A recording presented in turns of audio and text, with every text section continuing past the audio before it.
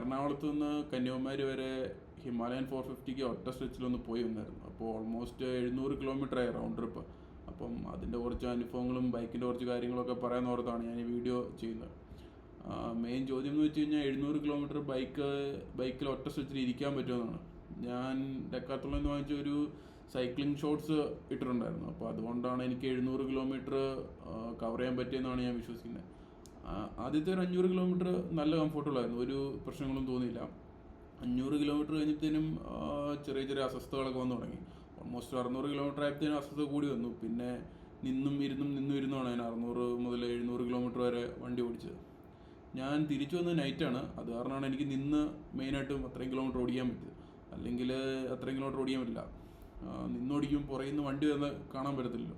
ഇത് രാത്രി ആയത് കാരണം എനിക്ക് പുറകിൽ നിന്ന് വെളിച്ചം കിട്ടും. അത് കാരണം എനിക്ക് വണ്ടി വരുമ്പോൾ ഞാൻ ഇരിക്കും, ബൈക്ക് കൂടുതൽ കൺട്രോളിലാക്കും. അങ്ങനെയാണ് ഞാനിവിടെ 700 കിലോമീറ്റർ റൗണ്ട് ട്രിപ്പ് കംപ്ലീറ്റ് ചെയ്തത്. ഞാൻ മെയിനായിട്ടും ഒരു 60-65 കിലോമീറ്റർ സ്പീഡിലാണ് ബൈക്ക് ഓടിച്ചുകൊണ്ടിരുന്നത്. ഒരു 4000 RPM ഫോർത്ത് ഗിയറും ഫിഫ്ത്ത് ഗിയറും മാത്രമാണ് മെയിനായിട്ട് യൂസ് ചെയ്തുകൊണ്ടിരുന്നത്. 35 മുതൽ 45 കിലോമീറ്റർ വരെ മൈലേജ് കിട്ടുന്ന രീതിയിലാണ് ഞാൻ വണ്ടി ഓടിച്ചുകൊണ്ടിരുന്നത്. അതായത് അനാവശ്യമായിട്ട് പുഷ് ചെയ്യുമൊന്നുമില്ലായിരുന്നു.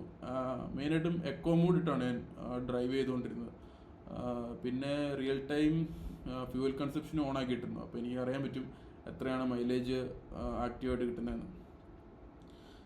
വണ്ടിയുടെ കാര്യം പറയാനാണെങ്കിൽ വണ്ടി അടിപൊളിയാണ്. ഒറ്റ സ്ട്രെച്ചിൽ 700 കിലോമീറ്റർ ഓടിച്ചിട്ടും എനിക്കൊരു പ്രശ്നം തോന്നിയില്ല. വണ്ടിക്ക് നല്ല സ്റ്റെബിലിറ്റി ഉണ്ട്, ഹാൻഡിലിങ് അടിപൊളിയാണ്. ഞാൻ പറഞ്ഞല്ലോ, ഞാൻ 60-65 സ്പീഡിലാണ് മാക്സിമം ഓടിച്ചുള്ളൂ. 1-2 തവണ മാത്രമാണ് ഞാൻ 100 ക്രോസ് ചെയ്തുള്ളൂ. ഒരു തവണ തമിഴ്നാട്ടിൽ വെച്ചും തിരിച്ചു വന്നപ്പം കോവളത്ത് വെച്ചും 101-103 ഞാൻ കയറിയായിരുന്നു. അത് രണ്ടുമാണ് ഞാൻ 100 ക്രോസ് ചെയ്തുള്ളൂ. ബാക്കി എല്ലാ സമയത്തും 60-65 ഓടിച്ചിട്ടുണ്ട്. ഞാൻ സ്റ്റെബിലിറ്റിയുടെ കാര്യം പറഞ്ഞത്, ഇപ്പം കോർണറിങ്ങിനും കയറൊക്കെ എടുക്കാൻ അടിപൊളിയാണ്. നൈസായിട്ട് ഇങ്ങനെ കയ്യിൽ നിൽക്കും വണ്ടി, നമ്മൾ വിചാരിക്കുന്നിടത്ത് വണ്ടി നിൽക്കും. ഞാൻ ഇതിന് മുന്നേ തണ്ടർബേർഡും 350യും കുറേ കൊണ്ടു നടന്നിട്ടുണ്ട്. പക്ഷെ അതിനൊന്നും ഇല്ലാത്ത അന്യായ സ്റ്റെബിലിറ്റിയാണ് ഹിമാലയനുള്ളത്. അതായിട്ട് കമ്പയർ ചെയ്യാൻ പറ്റില്ല. ഞാൻ ജസ്റ്റ് ഇങ്ങനെ ഒരു എക്സാമ്പിൾ പറയുന്നേ ഉള്ളൂ, ഇത്രയും ലോങ് ഡ്രൈവ് പോകുമ്പോൾ. പിന്നെ ഞാൻ എൻ്റെ പ്ലാൻ എന്തെന്ന് വെച്ച് കഴിഞ്ഞാൽ, ജസ്റ്റ് ഞാൻ സ്ക്രീൻഷോട്ട് ഇട്ടിരിക്കുകയാണ്, അത് കാണിച്ചു തരാം. എൻ്റെ പ്ലാൻ ഞാനിവിടെ ഓണാക്കി വെച്ചിട്ടുണ്ട്. പിന്നെ ഞാൻ ഉപയോഗിച്ച ആക്സറീസും ആദ്യം കാണിക്കാം. ആദ്യത്തെ എൻ്റെ പ്ലാൻ എന്ന് വെച്ച് കഴിഞ്ഞാൽ, ഞാൻ ഭാരതമാതയുടെ അടുത്താണ് താമസിക്കുന്നത്. അപ്പം ഭാരതമാതയിൽ നിന്ന് മാന്നാർ തിരുവല്ലയ്ക്ക് അടുത്തുള്ള സ്ഥലമാണ്. തിരുവല്ല അവിടെ ഫസ്റ്റ് സ്റ്റോപ്പ് അടിക്കാൻ, അവിടെ കസിൻ്റെ വീടുണ്ട്. അപ്പോൾ അവിടെ ഫസ്റ്റ് സ്റ്റോപ്പ്. അത് കഴിഞ്ഞിട്ട് അവിടുന്ന് പൊന്മുടിയിൽ നിന്ന് കന്യാകുമാരിയിൽ നിന്ന് റിട്ടേൺ നേരെ ഭാരതമാത ഒറ്റ സ്ട്രെച്ചിൽ. ഇതായിരുന്നു എൻ്റെ പ്ലാൻ. ഞാൻ രാവിലെ 5 മണിക്കാണ് റൈഡ് ആരംഭിച്ചത്. പിറ്റേ ദിവസം രാവിലെ 2:30ക്കാണ് എൻ്റെ റൈഡ് കംപ്ലീറ്റ് ആയത്. അപ്പം അതിൻ്റെ ഡീറ്റെയിൽസ് പറഞ്ഞ പിന്നെ ഞാൻ ഉപയോഗിച്ചിരുന്ന സാധനങ്ങളുടെ കാര്യങ്ങളൊക്കെ പറയാം. ഞാൻ ആദ്യം ഉപയോഗിച്ചിരുന്നത് ഈ സ്റ്റീൽ ബേഡിൻ്റെ ഈ ഹെൽമെറ്റാണ്. ഈ ഹെൽമെറ്റ് 1300 ഗ്രാം ഉണ്ട്. ഇത് നല്ല കംഫർട്ടബിൾ ആയിരുന്നു. ഞാൻ ഒരു ഡേ ഫുൾ ഉപയോഗിച്ചു. എനിക്ക് ഡിസ്കംഫോർട്ടൊന്നും തോന്നിയില്ല. ഇത് ഭയങ്കര വിലയുള്ള ഹെൽമെറ്റൊന്നുമല്ല. 2400 രൂപയ്ക്കാണ് ഞാനിത് വാങ്ങിച്ചത് ഈ ഹെൽമെറ്റ്. ഇത് നല്ലൊരു ഹെൽമെറ്റായിരുന്നു. ഇതിൻ്റെ ബക്കിൾ D അല്ല, ഇത് സാധാ സ്ട്രാപ്പാണ്. അപ്പം അതത്ര സെക്യൂർ അല്ല. ഞാനിതൊരു മെയിനായിട്ടും നല്ല റൈഡുകളൊക്കെ പോകുമ്പോഴത്തേനും നല്ലൊരു ഹെൽമെറ്റ് വാങ്ങിക്കാം എന്നുള്ള അസംഷനാണ് ഇരിക്കുന്നത്. ഇച്ചിരി കൂടെ വെയിറ്റ് കുറഞ്ഞ് 1300 ഗ്രാം ഉണ്ടായിരുന്നു. പക്ഷേ എനിക്ക് ഇത് വെച്ചിട്ട് എനിക്ക് ഒരു ഡേ ഫുൾ വെച്ചിട്ട് എനിക്ക് പെടലിക്ക് വേദനയോ അങ്ങനെ കഴുത്തിന് പ്രശ്നങ്ങളോ അങ്ങനെയൊന്നും ഉണ്ടായില്ല. ഇത് നല്ല കംഫർട്ടബിൾ ആയിരുന്നു. പിന്നെ ഉപയോഗിച്ചത് ഈ സൺഗ്ലാസ് ആണ്. ഇതൊരു സൈക്ലിംഗ് സൺഗ്ലാസ് ആണ്. ഇതിന് പല ലെൻസുകളുണ്ട്. അപ്പോൾ എൻ്റെ കയ്യിൽ ഇതിൻ്റെ എല്ലാ ലെൻസും ഉണ്ട്. പക്ഷെ ഞാൻ പോയ വഴിക്ക് ഈ ട്രാൻസ്പെറൻറ്റും ഈ പോളറൈസ്ഡ് ഈ ബ്ലാക്കുമാണ് ഞാൻ കൊണ്ടുപോയത്. അപ്പോൾ ഇത് നല്ല യൂസ്ഫുൾ ആയിരുന്നു. ഇതെനിക്ക് രാത്രി ഓടിക്കുമ്പോൾ ഇതും പകൽ മൊത്തം ഞാൻ ബ്ലാക്കാണ് വെച്ചുകൊണ്ടിരുന്നത്. അതൊരു യൂസ്ഫുൾ ആയിട്ട് എനിക്ക് തോന്നി. പിന്നെ എൻ്റെ ഈ ഇയർബഡ് ഉണ്ടായിരുന്നു. ഈ ഇയർബഡ് നല്ലൊരു യൂസ്ഫുൾ പ്രൊഡക്റ്റാണ്. ഇത് ചെയ്തു നോക്കുകയാണെങ്കിൽ ചെവിയിലോട്ട് കാറ്റിട്ടും അടിച്ചു കയറത്തില്ല.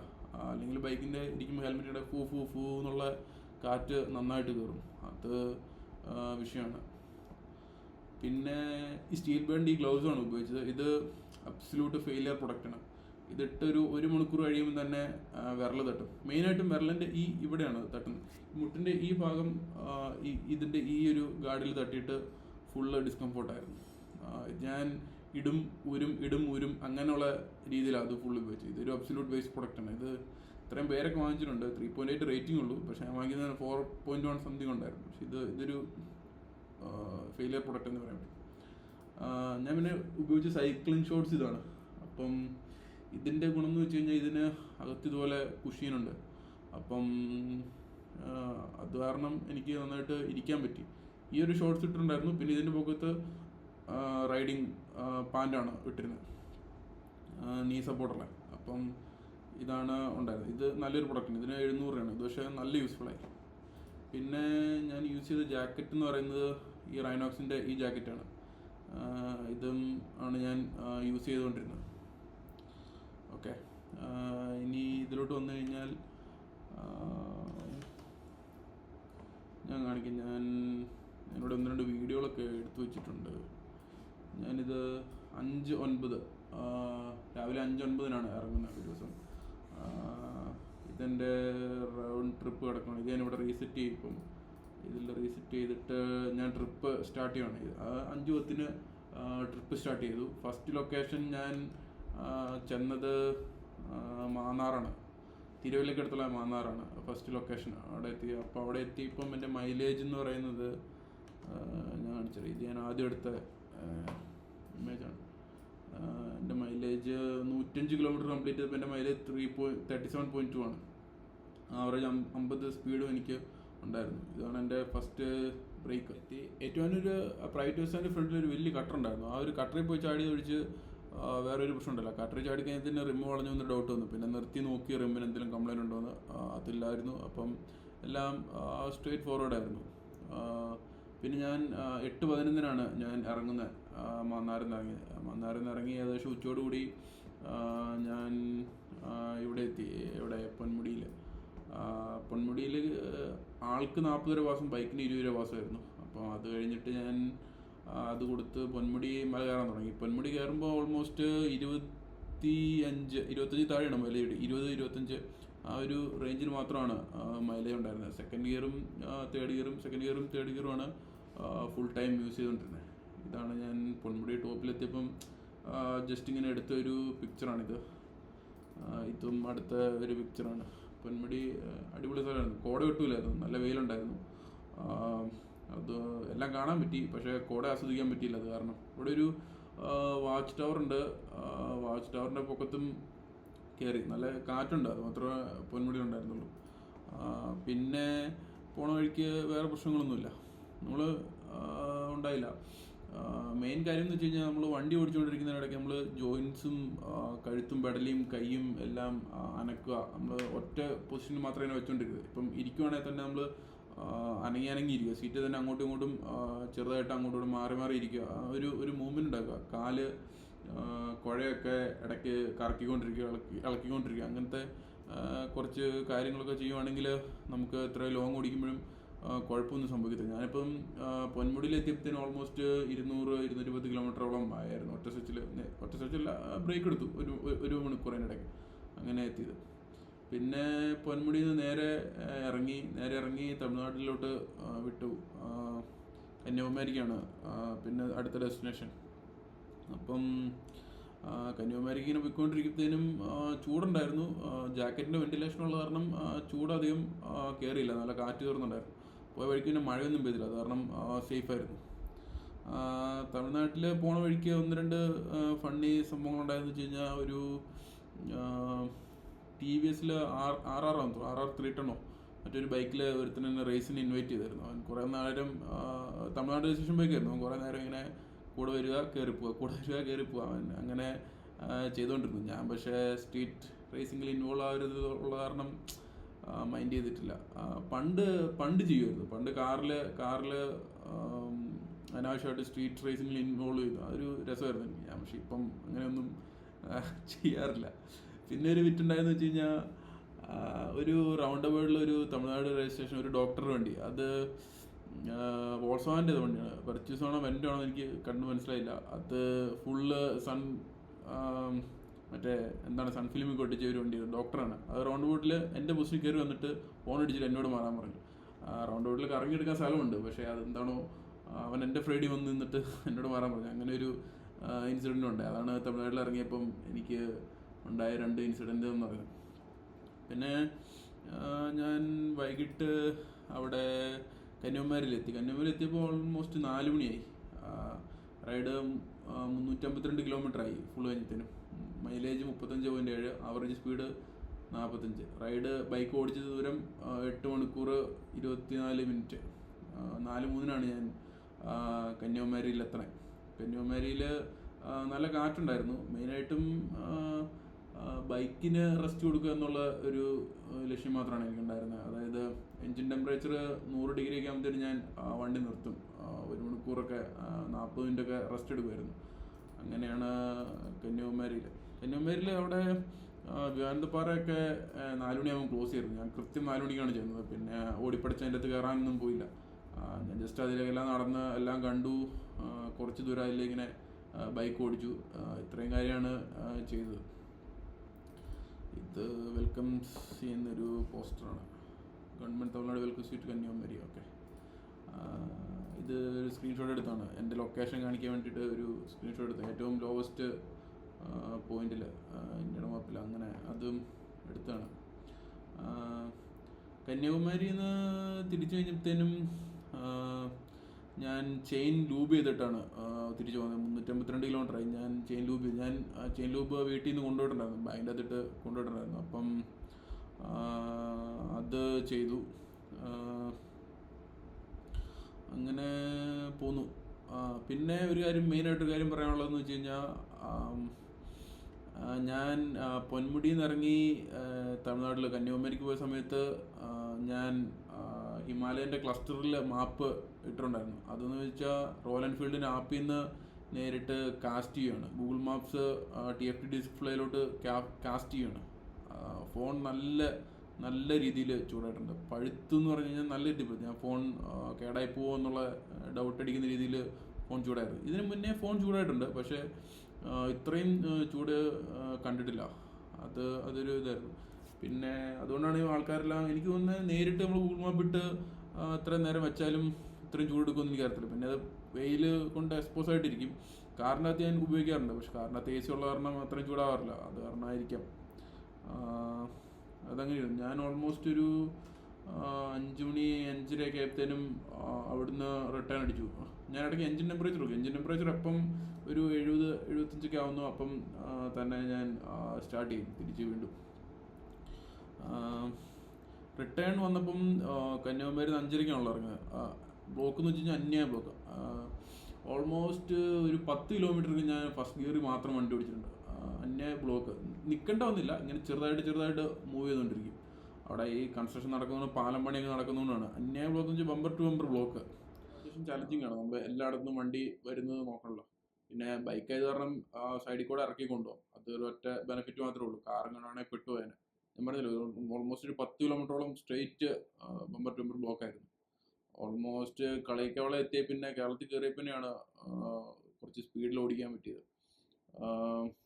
8-8:30 ആയപ്പോഴാണ് ഞാൻ ഫുഡ് കഴിക്കാൻ വേണ്ടി ഫസ്റ്റ് ബ്രേക്ക് എടുക്കുന്നത്.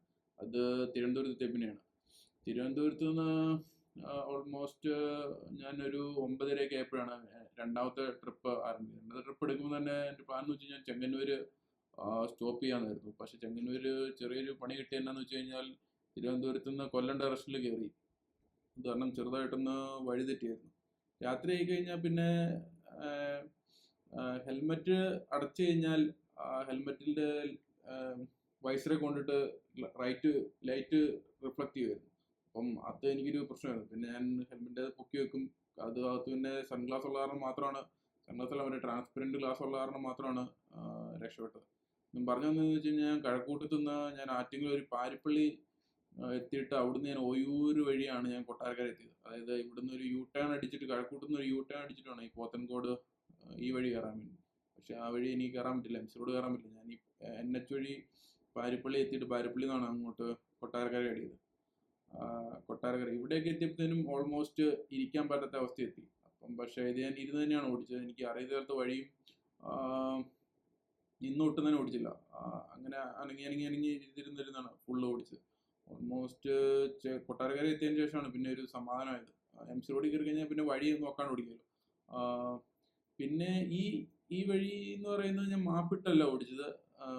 ഞാൻ ഈ പാരിപ്പള്ളി എത്തിയതിന് ശേഷം ആൾക്കാരോട് ചോദിച്ചാണ് ഈ കൊട്ടാരക്കര എത്തിയത്. ഈ ഇതിലെ വഴികളൊക്കെ ആൾക്കാരോട് ഫുള്ള് ചോദിച്ചു. അപ്പോൾ രാത്രി ആയി കഴിഞ്ഞാൽ പിന്നെ ഇവിടെ ആൾക്കാരും ഉണ്ടാവത്തില്ല. ജസ്റ്റ് ഒന്നോ രണ്ടോ പിള്ളേരെ മാത്രം എവിടുന്നേലും കിട്ടിയാലേ, അല്ലാണ്ട് ആരുമില്ല വഴി ചോദിക്കാൻ വേണ്ടി. പിള്ളേർ മാത്രം, രാത്രി കറങ്ങി നടക്കുന്ന പിള്ളേർ മാത്രം ഉണ്ടായിരുന്നുള്ളൂ വഴി ചോദിച്ച് കൊട്ടാരക്കാരെ എത്തിപ്പെടാൻ വേണ്ടി. ഫോൺ എടുത്ത് വെക്കാം. പിന്നെ ഞാൻ ജസ്റ്റ് ഒരു എൻ്റർടൈൻമെൻറ്റിന് വേണ്ടി അങ്ങ് ചോദിച്ച് പോയതാണ്. അങ്ങനെയാണ് കാര്യങ്ങൾ.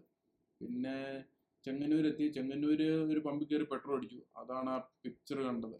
ലാസ്റ്റ് പിക്ചർ എടുത്തതെന്ന് പറയുന്നത് ഇത് ചെങ്ങന്നൂർ ഒരു ഇന്ത്യൻ ഓയിലിൻ്റെ പമ്പിലാണ് ലാസ്റ്റ് നിൽക്കുന്നത്. മഴയൊന്നും ഇല്ലാത്ത കാരണം വണ്ടി ചെളിയായില്ല. അത് നല്ലൊരു ഭാഗ്യം. അടുത്ത ദിവസം കഴുകണം. ചെങ്ങന്നൂരിൽ നിന്ന് പിന്നെ ചെങ്ങന്നൂർ ഓൾമോസ്റ്റ് 1 മണിക്കൂർ റെസ്റ്റ് എടുത്തു. ഒരു 1 മണിക്കൂർ ആ പമ്പിൽ തന്നെ സ്പെൻഡ് ചെയ്തു. ചുമ്മാ ഇങ്ങനെ അവിടെ ഇരുന്നു, വണ്ടി നടക്കാൻ വേണ്ടി വെക്കാൻ വേണ്ടി. പിന്നെ ചെങ്ങന്നൂരിൽ നിന്ന് നേരെ തിരുവല്ല, കോട്ടയം. നല്ല ബുദ്ധിമുട്ടായിരുന്നു. ഇരിപ്പ് അത്ര ഒട്ടും സേഫ് അല്ല. പിന്നെ സേഫ് അല്ലായിരുന്നല്ല, മടുത്തു, മരച്ചു തുടങ്ങിയായിരുന്നു. പിന്നെ എണീറ്റ് നിൽക്കും, ചെറുതായിട്ട് ഇരിക്കും, എണീറ്റ് നിൽക്കും, ഇരിക്കും. ഫ്രീക്വൻ്റ്ലി ഫുൾ അങ്ങനെയായിരുന്നു ഈ വഴിയിൽ. ഇതിപ്പോൾ രാത്രി ആയത് കാരണം പുറയിൽ നിന്ന് വണ്ടി വന്നുണ്ടോ ഇല്ലയെന്ന് വെട്ടം അടിച്ചു കാണാം. അത് കാരണം വണ്ടി വരുമ്പോൾ നമ്മൾ ഇരിക്കും. അല്ലെങ്കിൽ നിന്ന് ഓടിക്കാനും പറ്റത്തില്ല, ഒന്നും ചെയ്യാൻ പറ്റില്ല. നിർത്തേണ്ട വന്നുകൊണ്ടാണ് യാത്ര. അതാണ് പറ്റിയത്. പിന്നെ കോട്ടയം കഴിഞ്ഞ് ഈ വഴിയല്ല, ഏറ്റുമാനൂർ റൂട്ടാണ് കയറിയത്. അടിച്ചിറ എത്തിക്കഴിഞ്ഞപ്പം അടിച്ചിറയിൽ നിന്ന് നേരെ ഞാൻ പിന്നെ വെമ്പിളിക്ക് തിരിയുന്നൊരു സ്ഥലമുണ്ടല്ലോ, ഏതുവരില്ല, ആ സ്ഥലത്തിൻ്റെ പേരും പറഞ്ഞു. അടിച്ചിറയിൽ നിന്ന് അതിരമ്പുഴ വഴി ഞാൻ ഈ വെമ്പള്ളിക്ക് തിരിയുന്ന ഒരു ഡയറക്ഷനിൽ വന്ന് എറണാകുളം റൂട്ടിൽ കയറും. അവിടെയാണ് വന്നത്. ഓൾമോസ്റ്റ് ഒരു 10 കിലോമീറ്ററോളം ഉണ്ടായിരുന്നു. അത് ഫുള്ള് എണീറ്റിന്നാണ് ഓടിച്ചത്. ഒരു 40 ഒരു 50-60 സ്പീഡിൽ 4th ഗിയറിലാണ് ഓടിച്ചത്. അങ്ങനെ ഓടിക്കുമ്പം എണീറ്റിന്ന് ഓടിക്കുമ്പം എന്താ സംഭവിക്കുന്നത്, മൈലേജ് 30 കാണിക്കുന്നത്. എന്താ എനിക്ക് മനസ്സിലാകുന്നില്ല. കൂടുതൽ റെസിസ്റ്റൻസ് എടുക്കുന്നതാണോ ആക്സിലറേഷൻ പ്രോപ്പർ കൊടുക്കുന്നതിൻ്റെ ആണോ അറിയത്തില്ല. എണീറ്റിന്ന് ആണ് ഞാനിങ്ങനെ ഓടിച്ചത്. ടാങ്കിൽ എനിക്ക് എല്ലാവരും ഹിമാലയൻ ടാങ്കിൽ എണീറ്റ് നിൽക്കുമ്പോൾ ഹഗ് ചെയ്യാന്ന് പറയുന്നുണ്ട് കാല് വെച്ച്. എനിക്ക് അത്ര കംഫർട്ടബിൾ ആയിട്ട് തോന്നിയില്ല ടാങ്കിൽ ഹഗ് ചെയ്യാൻ വേണ്ടി. എനിക്ക് ഇങ്ങനെ നേരെ സ്ട്രെയിറ്റ് ആയിട്ട് നിൽക്കുമ്പോഴാണ് എനിക്കത് നേരെ ഓടിക്കാൻ തോന്നി. നിന്ന് ഓടിക്കുമ്പോൾ എനിക്ക് കറക്റ്റായിട്ട് കൈ ഹാൻഡിൽ ബാറിൽ എത്തുന്നുണ്ടായിരുന്നു. അപ്പം ഞാൻ ഹാൻഡിൽ ബാർ റേസർ ഞാൻ പറഞ്ഞില്ല, ഞാൻ എക്സ്ട്രാ ഒരു ആക്സസറീസും വണ്ടി ചെയ്തില്ല, വണ്ടി സ്റ്റോക്ക് കണ്ടീഷൻ. അപ്പം ഈ ഹാൻഡിൽ ബാർ റേസർ അങ്ങനെ ഒന്നും ഇല്ലാഞ്ഞിട്ട് തന്നെ എനിക്ക് നല്ല കംഫർട്ടബിൾ ആയിട്ട് നിന്നോടിക്കാൻ പറ്റി. ഈ വഴി കടുത്തുരുത്തി ഈ മുടിച്ച തലയോലപ്പുറം വഴി ഞാൻ തൃപ്പൂണിത്തറയാണ് വന്നേണ്ടത്. അപ്പം ആ വഴി ഫുള്ള് ഞാൻ എണീറ്റ് നിന്നിട്ടാണ് വണ്ടി ഓടിച്ചത്. ഈ ഒരു ഡയറക്ഷനല്ല ഞാൻ വന്നത്, നേരെ ഏറ്റുമാനൂർ ടു തൃപ്പൂണിത്തറയാണ്. ആ വഴി ഫുള്ളും മെയിൻ റോഡിൽ കയറിയിട്ട് ഞാൻ എണീറ്റ് നിന്ന് തന്നെയാണ് വണ്ടി ഓടിച്ചത് ഫുള്ള്. ഓൾമോസ്റ്റ് ഞാൻ തിരിച്ചെത്തിക്കഴിഞ്ഞപ്പോഴത്തേനും 697 കിലോമീറ്റർ മറ്റുമായി. ഞാൻ ഈ ഒരു വീഡിയോ എടുത്തിട്ടുണ്ട്. ഇത് ഞാൻ തിരിച്ച് ഭാരതമാതാ ഫ്രണ്ടിൽ എത്തിക്കഴിഞ്ഞപ്പോൾ എടുത്തൊരു വീഡിയോ ആണ്. ഇതിൻ്റെ അകത്ത് നോക്കിക്കഴിഞ്ഞാൽ 696 കിലോമീറ്ററാണ്, 697 കിലോമീറ്ററാണ് മൊത്തമായത്. Average mileage 35. പിന്നെ ഞാനൊരു 3 കിലോമീറ്ററും കൂടെ എക്സ്ട്രാ ഓടിച്ച് ആണ് ഞാൻ 700 ആക്കിയത്. സീപോർട്ട് എയർപോർട്ട് റോഡിൽ തന്നെ ഒരു 1.5 കിലോമീറ്റർ അങ്ങോട്ടും ഇങ്ങോട്ടും ഓടിച്ചു. ജസ്റ്റ് ഞാൻ എൻ്റെ ഫുൾ ഡീറ്റെയിൽസ് കാണിച്ചു തരാം. 700 കിലോമീറ്റർ കംപ്ലീറ്റ് ആയതിനു ശേഷമുള്ള പിക്ചറാണ്. ഇതാണ് എൻ്റെ full trip. 700 kilometre, 35 mileage, 47 average speed, total 15 മണിക്കൂർ 54 മിനിറ്റാണ് ഈ 700 കിലോമീറ്റർ കവർ ചെയ്യാൻ വേണ്ടി എടുത്തത്. അത് ഓൾമോസ്റ്റ് 22.5 മണിക്കൂറിലാണ് ഞാൻ കംപ്ലീറ്റ് ചെയ്തത്. ഇതിപ്പം 2:37 ഞാൻ പറഞ്ഞ തലേദിവസം രാവിലെ 5:10 ഇറങ്ങിയതാണ്. ഓൾമോസ്റ്റ് 2:37 ഞാൻ കയറുന്നത്. 22.5 മണിക്കൂർ അല്ല, 21.5 മണിക്കൂർ. 2:37 എന്ന് പറയുന്നതിന് 5:10 ഇറങ്ങി. അപ്പോൾ 21.5 മണിക്കൂറാണ് എടുത്തതുള്ളൂ. ഞാൻ ആദ്യവും 22.5 പറഞ്ഞെന്ന് തോന്നുന്നു, കാൽക്കുലേഷൻ മിസ്റ്റേക്കാണ്. അപ്പോൾ അത്രയാണ് കാര്യങ്ങൾ പറയാനുള്ളത്. വണ്ടി ഓടിക്കാൻ നല്ല കംഫർട്ടബിളാണ്. തിരിച്ചു വന്നപ്പോൾ എനിക്ക് ക്രൂസ് കൺട്രോൾ ഉണ്ടെങ്കിൽ നല്ലതായിരുന്നു എന്ന് തോന്നി. ഈവൻ പകൽ അങ്ങോട്ട് ഓടിച്ചപ്പോഴും വേറെ സമയത്തൊന്നും ക്രൂസ് കൺട്രോൾ ഉണ്ട്. എനിക്കൊന്ന് തിരിച്ചും അടുത്തപ്പോഴാണ് ക്രൂസ് കൺട്രോളിൽ ഒന്ന് ആക്സിലേറ്ററിനെ പിടിച്ചിരിക്കേണ്ടായിരുന്നു എന്നുള്ളൊരു തോന്നലുണ്ടായത്. പിന്നെ ഞാൻ പറഞ്ഞ സ്റ്റോക്ക് കണ്ടീഷനിലാണ് വണ്ടിയുടെ സെറ്റിങ്സ് എല്ലാം. ഒരു ദിവസം മൊത്തം ഇങ്ങനെ ഇരുന്നിട്ട് എനിക്ക് ഷോൾഡറിനോ പുറത്തിനോ ബാക്ക് പെയിനോ അങ്ങനെയൊന്നും ഉണ്ടായില്ല. അപ്പം അത് എന്താ എൻ്റെ പൊസിഷനും വണ്ടിയുടെ അലൈൻമെൻറ്റും എല്ലാം കറക്റ്റായിട്ട് വന്നുകൊണ്ടാണോ എന്ന് അറിയത്തില്ല. അല്ലെങ്കിൽ പൊതുവെ സ്കൂട്ടർ ഓടിക്കുമ്പോഴോ ബൈക്ക് ഓടിക്കുമ്പോഴോ ഒക്കെ ഈ വിഷയമുള്ള ഹിമാലയൻ ഇരുന്നിട്ടും ഒരു കുഴപ്പവും ഉണ്ടായില്ല. അത് നല്ലൊരു കാര്യമായിട്ട് തോന്നി എനിക്ക്. സീറ്റ് ഇനിയിപ്പോൾ ഒരു കാര്യം ചെയ്യുന്നുള്ളതെന്ന് വെച്ചാൽ സീറ്റ് 500 കിലോമീറ്റർ കൂടുതലൊക്കെ ഓടിക്കുന്നുണ്ടെങ്കിൽ ഞാൻ ഇനിയിപ്പോൾ സീറ്റിൽ എന്തെങ്കിലും മാറ്റം വരുത്താൻ ഉദ്ദേശിക്കുന്നില്ല. പിന്നെ ഒരു സിൽക്ക ജെല്ലോ എന്തെങ്കിലും വാങ്ങിക്കാമെന്ന് ഉദ്ദേശിക്കുന്നു പുറകിലിരിക്കുന്നവർക്ക്. ഞാൻ പിന്നെ സോളോ ആണ്, പുറകിലിരുന്ന് നോക്കിയില്ല, എങ്ങനെയായിരിക്കും അറിയത്തില്ല. അങ്ങനെയാണ്. ഗുഡ്.